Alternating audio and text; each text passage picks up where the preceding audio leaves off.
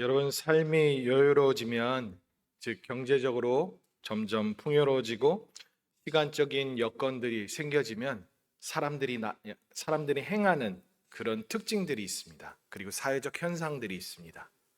한마디로 먹고 사는데 문제가 해결되면 행하는 그런 모습들이 있다는 것입니다. 첫 번째로는 이런 일들이 일어납니다. 경험을 소비한다고 합니다. 무엇이냐면 단지 물건을 구입하고 소유하는 것.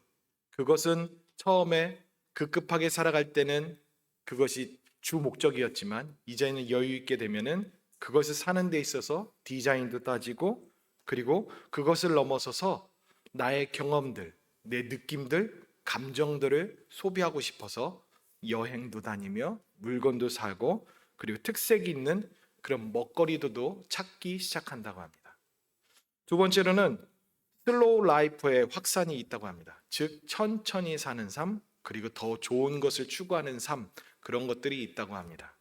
그렇다 보면 패스트푸드, 예전에는 빨리 먹고 뭔가를 해야 됐던 그런 삶에서 이제는 천천히 좋은 것을 먹고 더 좋은 데 가고 더 여유로운 외곽으로 나가서 음식을 즐기고 보는 것들을 즐긴다고 합니다. 그리고 세 번째로는 자기 개발과 여가 선용을 한다고 합니다. 생계를 위해서 사는 사람들은 여유가 없이 살아갑니다. 그러나 무엇인가 여유가 있기 시작하면 먹고 사는 것을 넘어서서 운동을 시작하고요. 그리고 악기 연습을 시작하고 외국어도 또 그리고 자기의 더 나은 것을 위해서 개발하려고 애쓴다고 합니다. 그리고 네 번째로는 주거의 공간들이 다채로워진다고 합니다.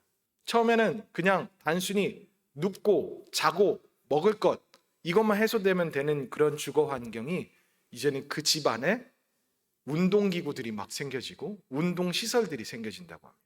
그리고 홈 카페 있죠? 무엇인가 이제 차 한 잔 마실 수 있는 공간들도 마련하기 시작하고, 그리고 더 나아가서는 음악실도 만들고, 그리고 자기의 취미 생활하는 작업 공간도 만들기 시작합니다. 즉 처음에는 먹는 것을, 그리고 사는 것, 그리고 무엇인가 내 의식주를 해결하는 것에 급급했던 삶에서는 그런 것을 찾아볼 수 없었는데 여유가 생기면서 점점 이렇게 사회적으로 풍요롭게 살아가는 그 현상들이 나타난다고 합니다. 어쩌면 신앙생활도 그런 것 같습니다. 신앙생활도 믿음이 없을 때는 삶의 이유, 그리고 미래의 불확실함, 그리고 죄책감, 그리고 죽음에 대한 공포, 고난에 대한 두려움, 수많은 우리 삶의 문제들 때문에 허거덕거리며 살아갑니다. 이 해결되지 않은 것, 그것을 위해서 어떻게 해서든 이것을 알고 깨달으려고 어렵사리 살아갑니다. 그러다가 하나님의 선물로 믿음이 생겨나기 시작하고요.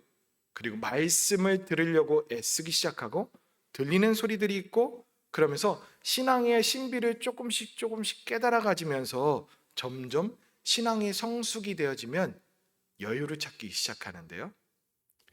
처음에는 신앙에 대한 불확실한 그 불명확함 때문에 구원의 기쁨, 그 구원의 확신, 이런 것들은 사치에 가까울 정도로 뭔지도 모르겠고 겪어본 적 없는 그런 신앙생활을 하기 시작합니다. 그러다가 조금 더 여유가 있고 말씀이 들려지고 깨닫기 시작해지면 그것보다 조금 더 의미 있는 것, 그리고 말씀의 깊이를 위해서, 그리고 그것을 알고 깨닫기 위해서 여러 그런 문화적인, 기독교 문화적인 행사들, 행동들을 하기 시작하죠. 그런 모습들이 어쩌면 우리가 삶을 살아갈 때 생계를 위해서 급급하게 살아가던 그 모습과 비슷한 흐름 가운데 있다는 것을 보게 됩니다. 이것도 한 세 가지로 한번 정리해 본다면, 불안한 마음에서 안정감을 찾는 그 모습으로 변화되어지고, 그리고 두 번째는 의미와 숙제로서, 과제로서 벅찼던 그런 신앙생활이 이제는 기쁨을 나누고 기쁨을 만끽하는 그런 곳으로 점점 흘러간다고 합니다. 그리고 세 번째로는 나에게서, 신앙은 나를 위해서, 내 해결, 나만 이렇게 생각했던 것에서 이제 다른 사람이 눈에 보이고 타인들을 위해서 존중하기 시작하고 그들을 위해서 섬길 줄 알며 그들을 위해서 봉사하고, 심지어는 우리 교인들뿐만 아니라 교회 밖에 있는 그 사람들에게까지도 그들에게 섬기려고 하는 그런 모습들을 취하기 시작하죠. 그게 바로 신앙의 여유와 함께 신앙의 성숙과 함께 나타나는 그런 현상들입니다. 그런데요, 점점 신앙생활을 이렇게 하면 자연스럽게 그 방향대로 가는 것이 맞는데, 문제는 현대 사회가 그렇게 만들지 않는다는 거예요. 현대 사회가 자연스럽게 신앙이 성숙을 돼서 그런 방향으로 흘러가기에 내버려 두지 않고 우리의 마음을 자꾸 불안하게 부추기고 조급하게 만들며 그 안에서 우리는 평안을 찾기 힘든 그런 삶을 가지게 만든다는 것입니다. 하나님께서는 천지를 창조하셨습니다. 그리고 제일 먼저 하신 것이 뭘까요? 안식을 하셨습니다. 하나님께서 빛이 있으라 하면서부터 여섯째 날까지 열심을 다해서 그렇게 창조를 하시고, 그리고 마지막 날에 안식하셨습니다. 이 안식은 하나님 자신을 위해서 쉰 것이 아닙니다. 왜일까요? 우리 하나님은 안식이 필요 없으신 분이에요. 한번 보실까요? 자막이 안 나오니까 제가 준비해 왔습니다. 시편 121편 4절에 보면은 이스라엘을 지키시는 이는 졸지도 아니하시고 주무시지도 아니하신다라고 말씀합니다. 우리 하나님은 잠이 필요 없으신 분이랍니다. 그리고 피곤해 하시지도 않는 분이랍니다. 그리고 또 다른 구절에 이사야 40장 28절 말씀에서는 너는 알지 못하였느냐 듣지 못하였느냐 영원하신 하나님 여호와 땅끝까지 창조하신 이는 피곤하지 않으시며 곤비하지 않으시며 명철이 한이 없으시며, 즉 피곤을 느끼지도 못하시는 분, 그리고 지칠 줄 모르시는 그 완전하신 하나님, 그분이 우리의 하나님이랍니다. 그렇기 때문에 우리 하나님은 안식이 필요 없으신 분이에요. 그렇다면 우리의 생각이 그러면 왜 안식하셨지 싶죠. 안식이 필요 없으신 분이 왜 안식을 하셨을까? 그것을 어떤 신학자가 재미난 통찰로 그걸 이렇게 얘기하는데, 하나님의 기준으로 볼 때 천지 창조의 마지막 날이 안식인 것 같지만 사람의 기준으로 볼 때 사람이 맞이하는 첫 새날은 안식이었다.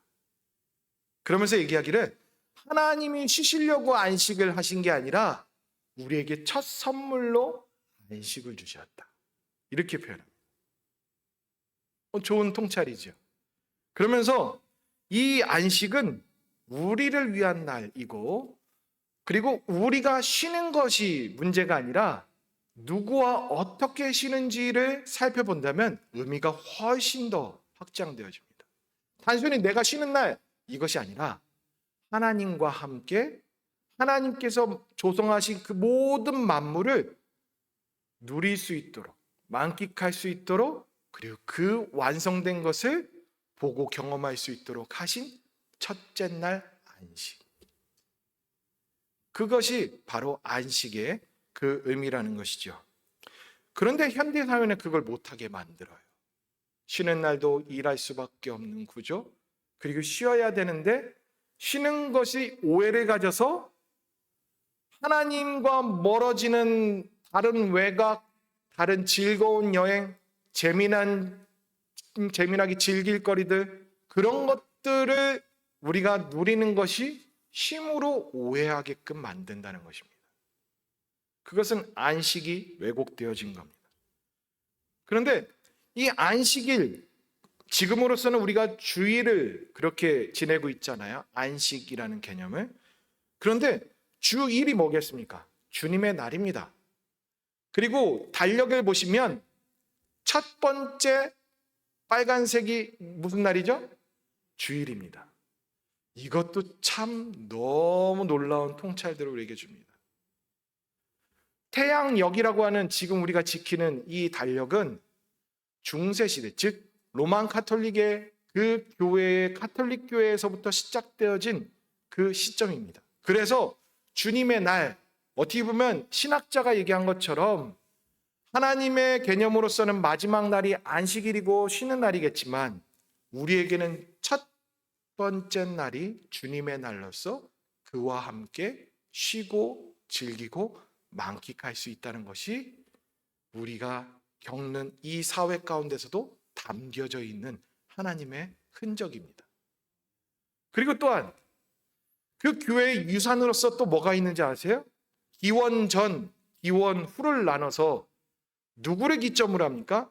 예수님 탄생하신 것이 기점으로 합니다. 그것도 또한 예수님이 실제로 계신 분이며, 그리고 그분은 만들어진 존재도 아니며 그만큼 역사의 주관자로서 우리 예수님이 역할하시고, 그분을 보내주신 우리 하나님은 참으로 그 일들을 하셨다라는 것이 그냥 역사 가운데 당연함으로 증거되어지고 증명되어지는 또 다른 표징이라는 것입니다. 엄청난 것들이 우리의 일상 가운데서 느낍니다. 근데 안타까운 건 그거의 참 의미를 모르고 우리는 자꾸 왜곡된 것으로 살아간다는 것이 문제입니다. 주일 성수 아시죠? 주일 성수, 주일을 성수하는 것, 거룩하게 지키는 것을 얘기합니다. 요즘에는 주일 성수를 강조하면 목회자들 참 힘들어집니다. 우리 교회 분들은 예외이긴 해요. 근데 조금 더 젊은 사람들로 가면 주일 성수 강조하면 삐딱선을 탑니다. 불편해합니다. 그리고 예배 드리는 거 자유 안에서 자기가 하고 싶어 합니다. 그렇다면 주일 성수가 괴롭게 하는 걸까요? 주님의 나라에서 안식하고 누리고 만끽하라고 하는 그것이 우리를 불편하게 하는 걸까요? 아니면 더 윤택하게, 더 좋게 하는 걸까요? 그런데 우리의 이 현대사회에 살아가면서 자꾸 삐딱선을 타고 있다는 것입니다. 오늘 본문은 하나님의 백성이 하나님의 형상을 회복하고 영적으로 성장할 때 그때 나타나는 자연스러운 특징을 얘기해 줍니다. 하나님의 형상을 회복하면 그들만이 행하는, 그들만이 갈망하고 그들만이 원하는 어떤 욕구가 있다는 것인데, 그거에 대해서 또 한 부분을 얘기해 주는 있는 말씀입니다. 오늘 본문 말씀 요한복음 4장 말씀은 영적 목마름, 채워짐에 대해서 아주 선명하게 가르쳐 줍니다. 한 여인이 등장합니다. 그 여인의 이름은 알 수 없습니다. 그러나 그 여인은 사마리아 지방의 수가라는 곳에서 만난 여인입니다. 누구를요? 예수님을 만났습니다. 예수님께서 그 여인을 어쩌면 의도적으로 찾아간 것이라고 해도 과언이 아닙니다. 그 여인은 보편적으로 사람들이 원하는 그 시간대에 활동하지 않고 물을 길러 나온 것이 아니라 사람들이 없을 만한 가장 뜨겁고 불편한 그 시간대에 그가 나왔습니다. 무슨 연유로 그렇게 나와 있는지 성경에서는 확실하게 얘기해 주진 않지만 그는 의도적으로 그 시간대에 왔다는 것을 보게 됩니다. 그러면서 우리 예수님은 그 사마리아 지역에 원래는 유대인들이 가지 않는 곳입니다. 그런데 예수님께서 오늘 본문 말씀 가운데 뭐라고 얘기하냐면 내가 거기에 가야겠다라고 오늘 본문 말씀은 아닌데 3절에서 4장 3절 말씀에 보시면 4절에 보시면 사마리아를 통과하여야 하겠는지라 라고 말씀합니다. 의도적으로 갔다는 거예요. 예수님께서는 이렇게 가신 이유, 그리고 그와 함께 대화했던 것, 그리고 그와 얘기했던 그 모든 것들이 잘 살펴보면 우리에게 깊은 깨달음을 줍니다. 그리고 하나님 나라 백성으로서 어떤 특별함과 특권이 있는지를 가르쳐 주기도 합니다. 그것을 이제 나누려고 합니다. 첫 번째로 말씀하시는 것은 예수님만이 영적 목마름을 채워줄 수 있는 분이라고 오늘 말씀은 가르쳐 줍니다. 즉 우리의 인생의 부족함, 오직 우리 예수님만이 해결할 수 있다는 것에 대해서 가르쳐 주고 있습니다.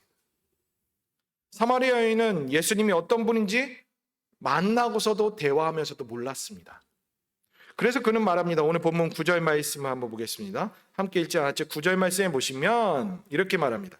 당신은 유대인으로서 어찌하여 사마리아 여자인 나에게 물을 달라 하시나이까? 이렇게 말을 합니다.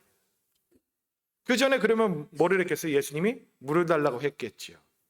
그런데 그 여인이 마지막에 그 이유에 대해서 얘기하기를 뭐라고 얘기하냐면 유대인이 사마리아인과 상종하지 아니함이러라 이렇게 표현합니다. 이것은 그 당시의 역사적인 상황들을 아주 간명하지만 드러내주고 있는 것입니다. 상식적으로는 유대인들은 사마리아인들과 상종하지 않았답니다. 이 번역이 센 것 같은데 제일 맞습니다. 그때의 상황들을 본다면 진짜 상종하지 않았습니다. 왜 상종하지 않았냐? 그 이유를 세 가지로 볼 수 있는데 첫 번째는 조금 더 거슬러 올라가면 기원전 722년도에 북이스라엘이 멸망할 때 아수르에서 멸망했습니다. 그런데 아수르가 북이스라엘을 먼저 멸망시키고 나서 먼저 한 행동은 민족 말살 정책으로 이방인들을 대거 이곳으로 이주시켜서 혼인하게 만들었습니다. 그러면 정통성들이 뒤죽박죽 그렇게 혼혈이 되겠지요. 그래서 그걸 놓고 유대인들은 자신들이 멸망하지 않았을 때 끝까지 항쟁했던 그 마음과 함께 혈통적으로 부정하다 여기며 심지어는 짐승 취급할 정도로 아예 진짜 상종을 안 했습니다. 그리고 변절자라고 얘기할 정도였습니다. 그리고 두 번째는 어떠한 연유에서 이렇게 틀어졌냐면 예배 처소에 대한 논쟁 때문에 그랬습니다. 유대인들은 예루살렘 성전만이 참된 예배의 장소라고 강조했습니다. 그런데 사마리아인들은 그들이 믿는 정경, 즉 성경책은 우리는 66권이지만 그들에게는 모세의 오경만 그들은 인정했습니다. 그렇다 보니 누구의 말이 제일 중요하겠어요? 모세의 말이겠죠. 모세가 이스라엘 백성들을 축복했던 장소가 바로 그리심산입니다. 그러니 예루살렘 산과 그리심산 두 쪽으로 갈라져서 네가 맞네 내가 맞네면 예배 쳐서 논쟁들이 막 일어났던 그 배경도 있습니다. 그리고 세 번째는 조금 더 거슬러 올라가면 느헤미야 시대 때 성벽을 재건했을 때 이제 포로기에서 돌아오기 얼마 전에 느헤미야가 그 자기 고향 땅이 폐허가 된 것을 보고 한탄해서 자기가 고위급 인사임에도 불구하고 그 자리를 내던지고 민족을 위해서 와서 성벽을 재건합니다. 그러면서 성전까지도 재건하는 그 시대에 무슨 일이 있었냐면 사마리아 사람들이 방해를 했습니다. 그것 때문에 완전히 틀어졌습니다. 이 세 가지 사건들이 얽히설켜 있어서 유대인들과 사마리아인들은 그렇게 싫어했습니다. 그렇다 보면 어떤 웃긴 현상이 일어나는지 아세요? 이스라엘 지도를 살펴보시면 위에 갈릴리 바다가 있습니다. 사마리아 땅이 있습니다. 그리고 유다 땅, 즉 예루살렘과 요 남부 지역이 있습니다. 예수님이 지금 여기에서 갈릴리 지역으로 가시려면은 어떻게 갈까요? 수직으로 관통해서 쭉 가면 좋은데 보편적으로 유대인들은 절대 그렇게 안 갔습니다. 그래서 광야인 요단강을 건너서 이렇게 광야에서 애둘러서 이렇게 갑니다. 엄청 돌아가는 겁니다. 그런데 예수님은 어떻게 했다고요? 가로질러 간 겁니다. 의도적으로.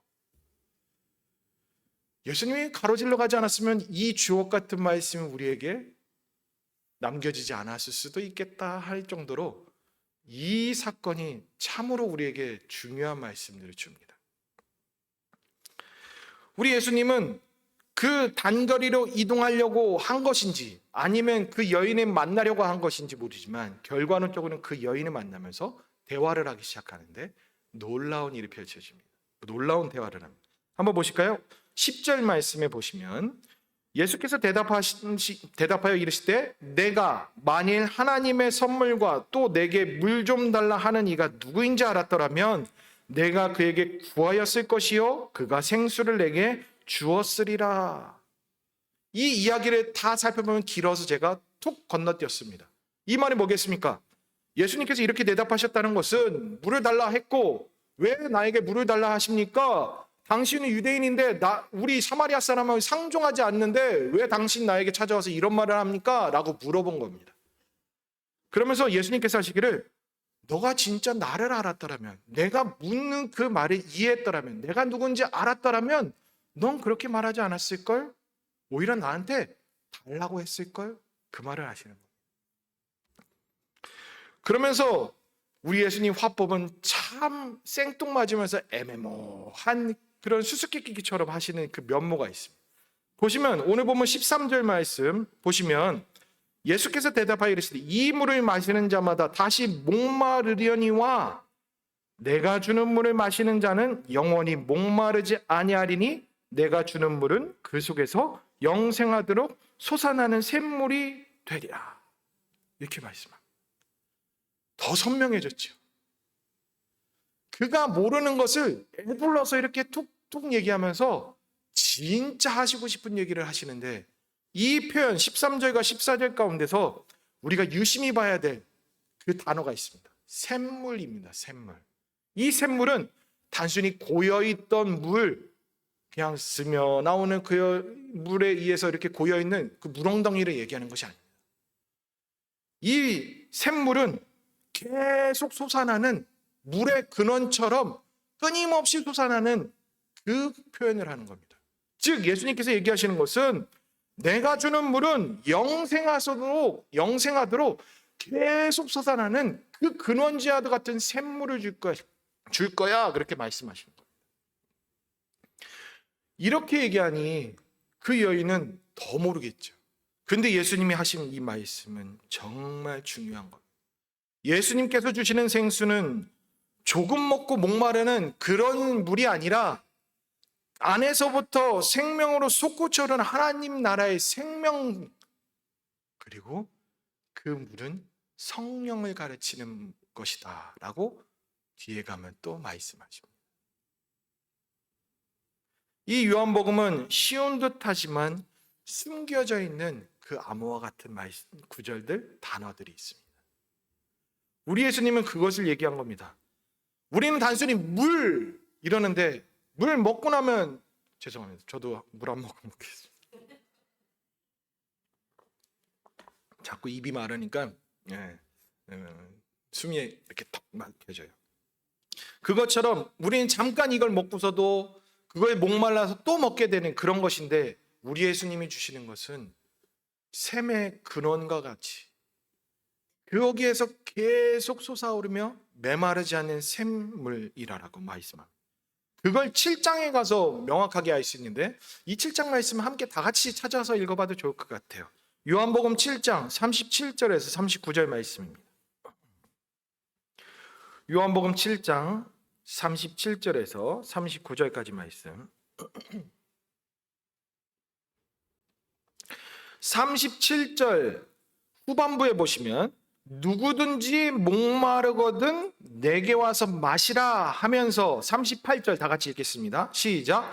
나를 믿는 자는 성경의 이름과 같이 그 배에서 생수의 강이 흘러나오리라 하시니 39절 이는 그를 믿는 자들이 받을 성령을 가리켜 말씀하신 것이라. 분명히 얘기하고 있죠. 누구든지 와서 마셔 초청을 하세요. 근데 그 물은 성령이라고 말씀합니다. 우리 예수님께 나오는 자는 그 목마름이 해갈되어질 것이다 라고 얘기하시는 것입니다. 일시적으로 잠시 먹고 목마름이 해갈되어지는 것이 아니라 영원토록 메마르지 않는 샘에서 솟구쳐 오르는 것처럼 계속 그것이 유지될 것에 대해서 말씀해 주고 있습니다. 이것은 예수님 믿고 구원의 감격을 통해서 우리가 해갈되어졌던 그 첫사랑 같은 그때만 해당되는 것이 아니라, 이 말씀은 우리의 삶 가운데서도 일상 가운데서도 여전히 예수님께로 나아가면, 예수님이 공급해 주시는 그 은혜를 알면, 그분의 역사 가운데 성령이 우리에게 임하시고 역사하시고 우리를 충만케 하시면 그 갈급했던 모든 것들이 항상 해소된다라고 얘기해 주십니다. 저와 여러분들이 성령 충만을 간구하는 그 이유도 이 작용이에요. 우리가 하나님을 믿으면 그냥 믿어. 구원의 확신이 있어. 천국 가겠네. 이것이 아니라니까요. 우리의 삶에서 끊임없이 성령의 역사와 함께 예수 그리스도를 찾고 그분에게 나아가고 그분이 어떤 분인지 알며 그분을 누리면 이 놀라운 메마르지 않는 샘에서 계속 솟아오르는 그 놀라운 영적 신비가 우리에게 계속 있다는 것입니다.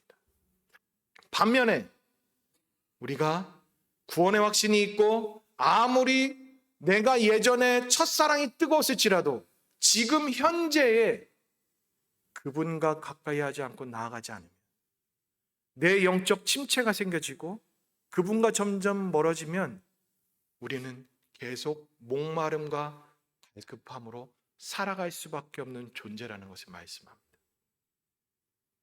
우리는 완전하지 않아요. 그 맛본 것이 유지되려면 주님 찾아야 됩니다. 주께 나와야 됩니다.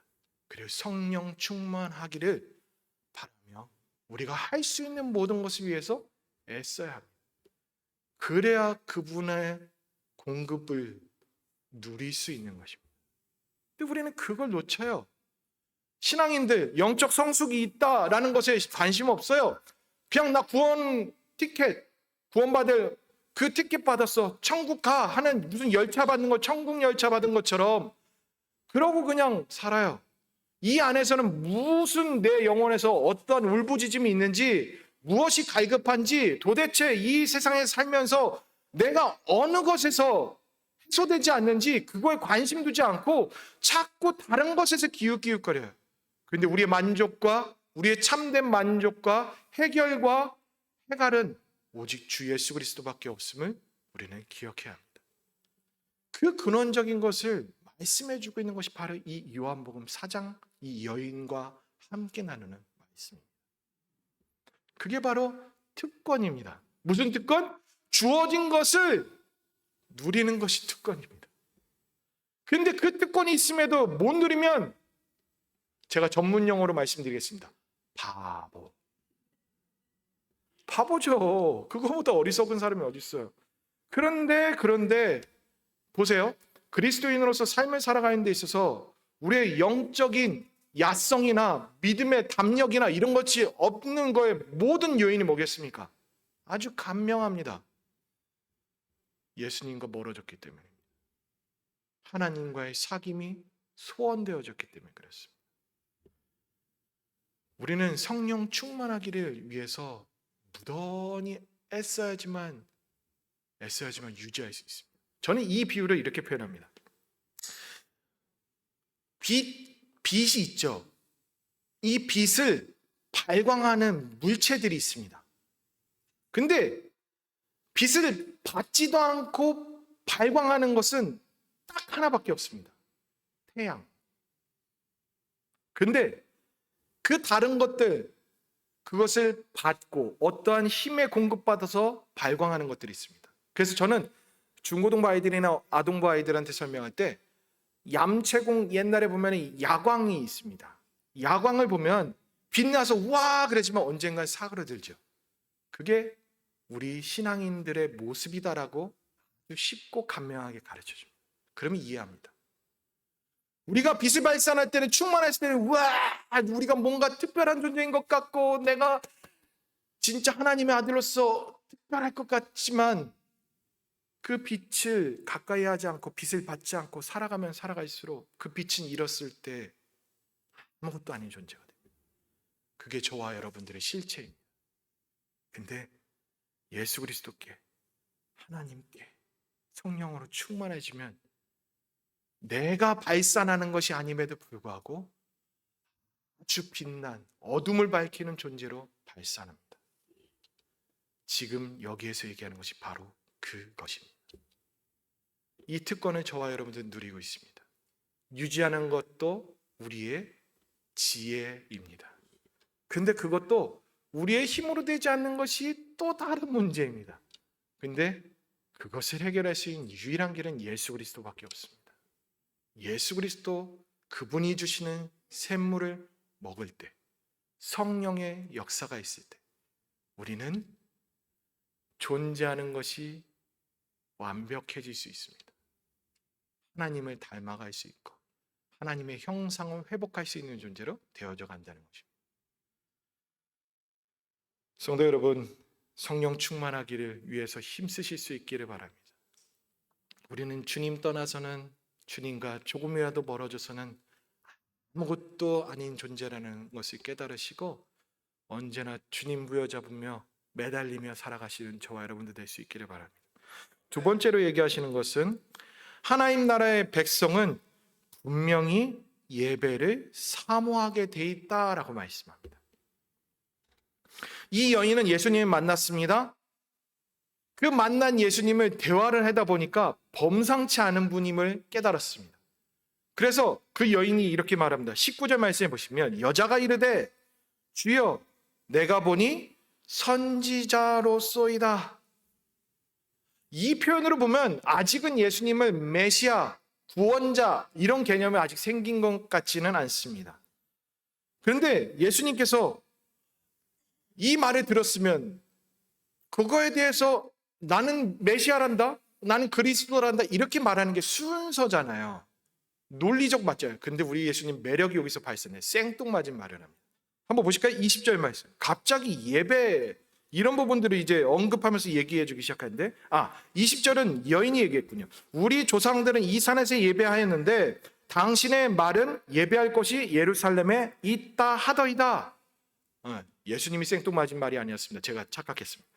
여기에서 이 여인이 갑자기 얘기하기를 예배를 얘기합니다. 예배 장소를 얘기합니다. 이 말은 뭐겠습니까? 그 마음 가운데는 예배에 대한 해결되지 않은 이 문제를 가지고 있다는 것을 무엇인가 범상치 않은 예수님에게 그 말을 묻는 겁니다. 그랬을 때 예수님이 말씀하시죠. 21절과 22절 말씀 다 같이 읽어볼까요? 시작. 예수께서 이르시되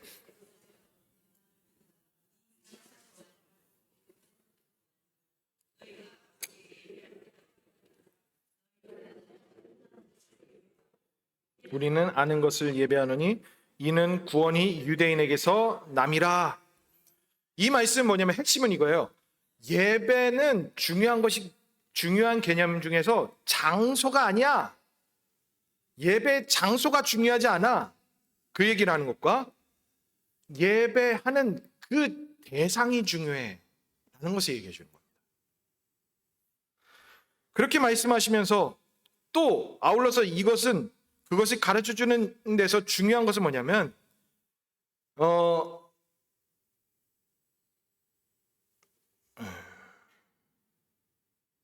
제가 갑자기 혼선을 잃었어요.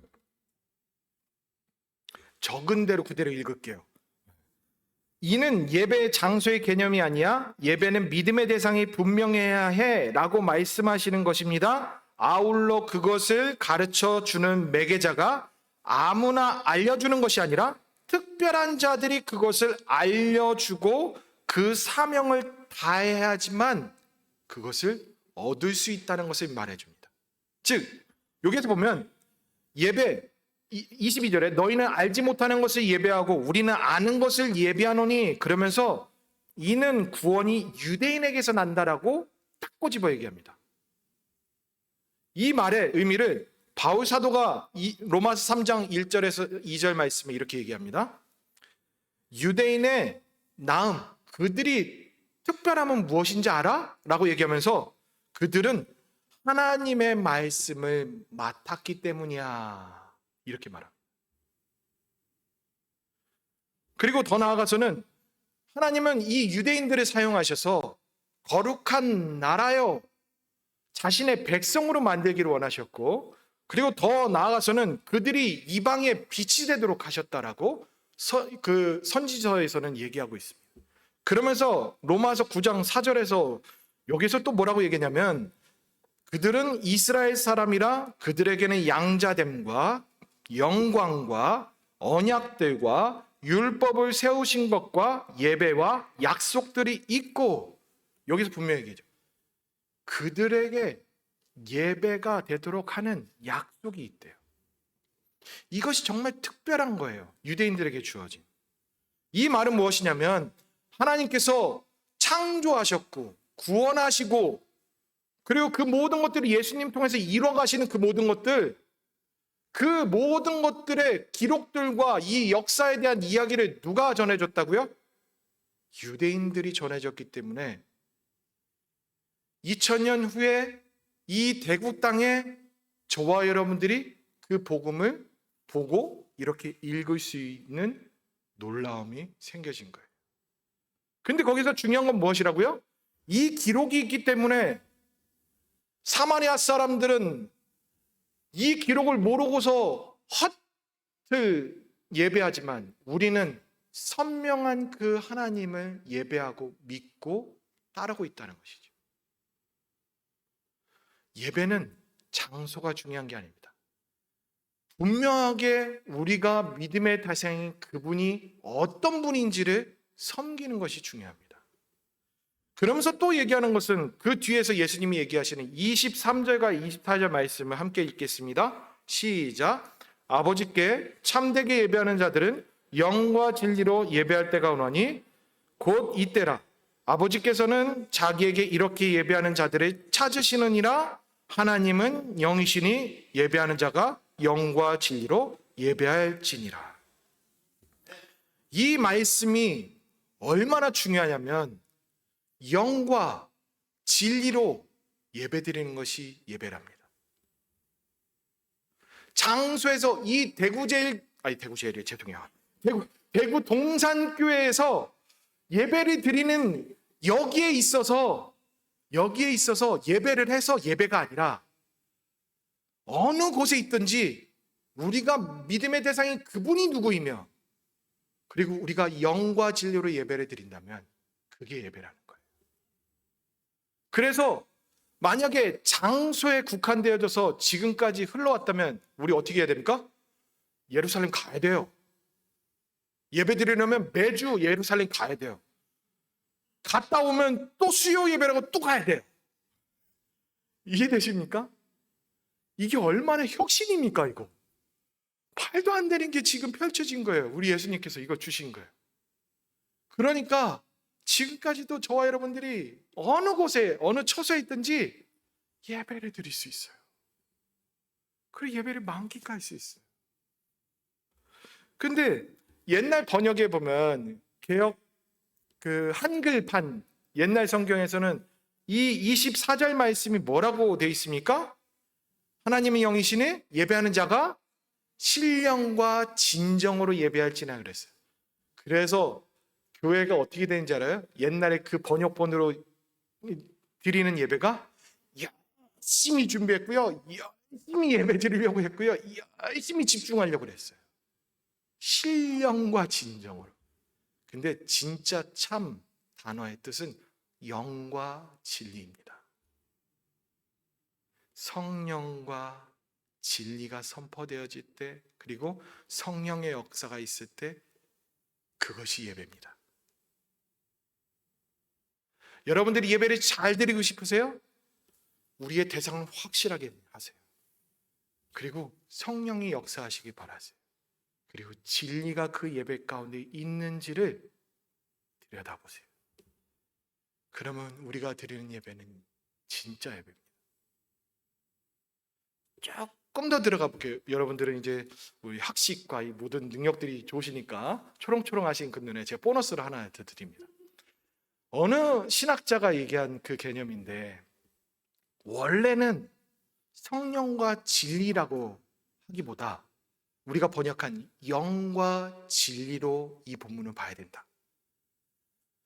요한복음에서 간혹 오해하면 모든 영이라는 표현이 성령을 가리키는 것 같은데 우리 하나님의 형상을 닮은 우리 인간에게도 영이 있다. 그래서 그 영으로 하나님과 소통을 할 수 있고 그 하나님을 우리가 성령의 도우심으로 말미암아 깨닫고 이해하고 느낄 수 있는 것이다. 이 어려운 개념을 되게 쉽게 표현했습니다.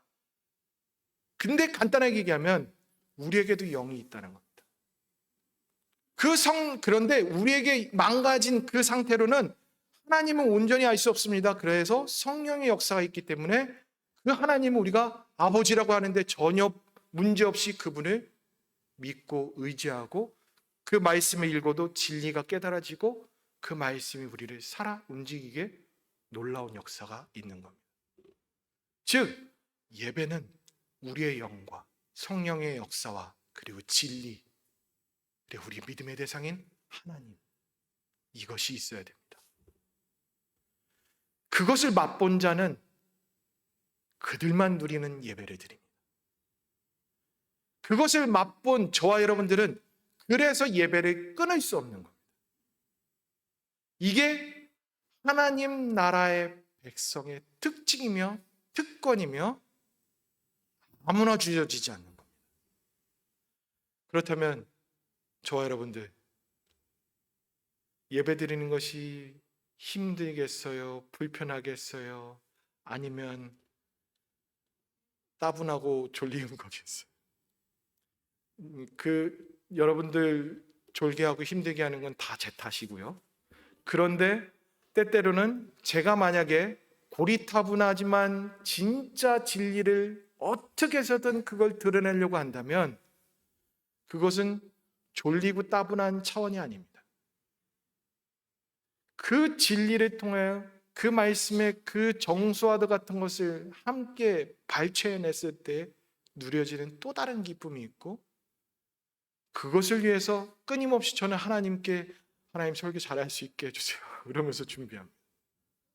아직은 제가 부족하지만 어떻게 해서든 제가 본 것, 제가 혼자 찌릿찌릿해서 이 느낀 거를 잘 풀어내려고 애쓰고 있는데, 중요한 건 예배는 우리가 바라보는 그 믿음의 대상, 그리고 우리의 안에 있는 영, 성령의 역사, 그리고 진리가 조합되어졌을 때 그 어떠한 것을 채울 수 없는 진짜 예배의 참 맛을 느낀다는 것입니다.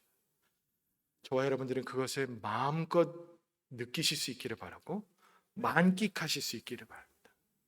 이건 아무나 주어지지 않습니다. 이것은 느낀 자만이 끊을 수 없는, 비유가 참 개떡 같은 건데요, 마약과 같이도 됩니다. 저 마약 안 해봤는데 그렇답니다. 끊을 수 없는 그것처럼 우리에게 중독적으로 오게 될 겁니다. 우리 하나님은 우리를 살리시기 때문에, 우리 하나님은 우리를 절대 갈급하지 않게 하기 때문에, 우리 하나님이 역사하시면 우리의 모든 것들이 해결되기 때문에 그 예배 가운데서, 그 진리 가운데서 이 시간 저와 여러분들 함께 나눈 이 말씀 부여잡고 잠시 기도하시죠. 하나님, 우리가 드린 예배, 이 특권과 같은 이 놀라운 것을 누리는 데 있어서 부족함 없게 하여 주옵소서. 그리고 진짜 누릴 수 있게 해주시고, 그리고 예배를 참여할 때마다 성령의 역사로 말미암아 하나님께서 부어주시는 그 솟구쳐오르는 샘물을 우리 안에서부터 누리며, 그리고 벅찰 정도로 그것을 경험할 수 있게 해주십시오 라고 이 시간 다 같이 합심하며 기도하도록 하겠습니다.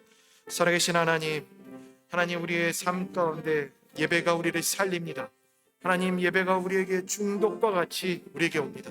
하나님, 주님이 없으면 우리가 살 수 없음을 고백합니다. 주님이 계시기 때문에, 주님이 우리의 진리가 되셨기 때문에, 성령 하나님께서 그것을 가르쳐 주셨기 때문에, 그것을 깨닫게 해주시기 때문에 우리가 이 참 뜻을 알고 참 의미를 느끼며, 이 말씀, 기록되어져 있는 말씀이 살아 운동력 있는 말씀으로 우리의 모든 것들을 바꾸시며 능력 있게 하십니다.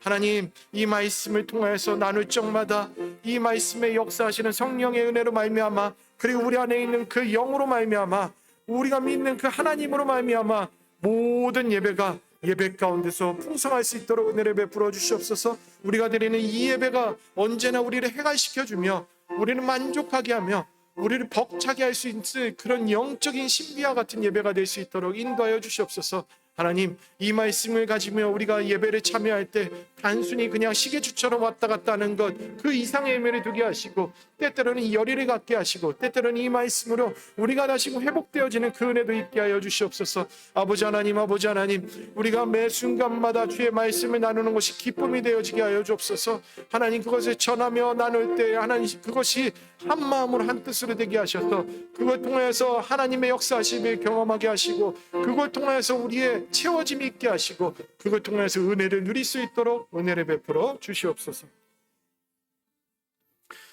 살아계신 하나님, 하나님, 수많은 예배를 드리면서도 때때로는 주님이 역사하시고 우리의 마음이 주님의 마음에 합하여지고, 또한 성령이 역사하시며 진리 가운데 있을 때 그 어떠한 예배, 그 어떠한 예배와도 비교할 수 없는 최고의 예배를 드릴 때가 있습니다. 그리고 때때로는 이 예배를 맛을 봤기 때문에 끊을 수 없는 우리의 열망들도 생겨집니다. 하나님, 그 놀라운 특권을 누릴 수 있게 해주셔서 감사합니다. 하나님, 우리 삶 가운데 예배를 통하여서 우리가 회복되어지고 우리의 갈급함이 해소되어지게 하시고, 그리고 영적인 그 모든 깨달음과 하나님의 생생한 음성을 듣게 하여 주옵소서. 그래서 사마리아 이 여인이 그 생수를 맛보고 알며 이제 깨닫는 것처럼, 아니 우리가 먼저 맛보고 누렸던 것을 유지하고 힘쓰며 그것을 더 벅참으로 누리며 나아갈 때 하나님 사그러들지 않게 하시고, 매 순간마다 물의 근원지와 같이 우리 심령 가운데서 성령의 역사가 그리 되어질 수 있도록 은혜를 베풀어 주시옵소서. 예수님의 이름으로 기도드리옵나이다. 아멘.